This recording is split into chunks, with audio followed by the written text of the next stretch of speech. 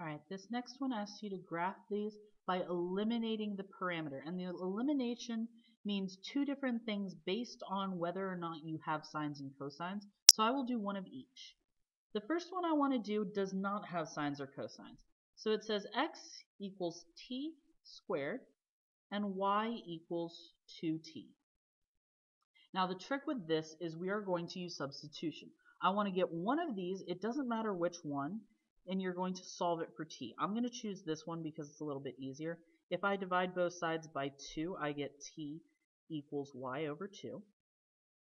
Now this t is the same as this t. So all I'm going to do is I am going to substitute my y over 2 value in for t. So I'm going to get x equals y over 2 squared instead of t squared. I apologize, this thing is being a brat. Go back to my marker. Okay, so it's y over 2 squared instead of t squared. Now if I go ahead and distribute that squared on in, I get that x is y squared over 4. And if I multiply both sides by 4 just so that I don't have fractions going on, I get that y squared equals 4x, which is a sideways parabola. Now the second kind of equation you might run into will have cosines and sines. So the one I want to do for you is x equals 4 cosine of t and y equals 5 sine of t. Now the first thing is always going to be the same. You want to get cosine t by itself, you want to get sine t by itself. In this case I'm dividing by 4 and on this side I am dividing by 5.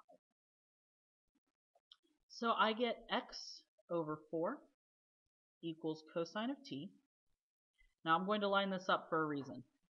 Oh, I'm sorry, not yet. And I'm going to get y over 5 equals sine of t. So, once you've got that down, the only thing to do is that we want to get cosine squared and sine squared. So I'm just going to square both sides in both cases. So square everything. So I'm going to get x squared over 4 squared, or 16, is cosine squared t. And I'm going to line them up now. I'm going to get y squared over 25 equals sine squared of t. Now the reason I'm doing that is so that I can add straight down. I'm going to get x squared over 16 plus y squared over 25 equals cosine squared of t plus sine squared of t. Now this is lovely because it's a trig identity. This is equal to 1. So I get x squared over 16 plus y squared over 25 equal to 1.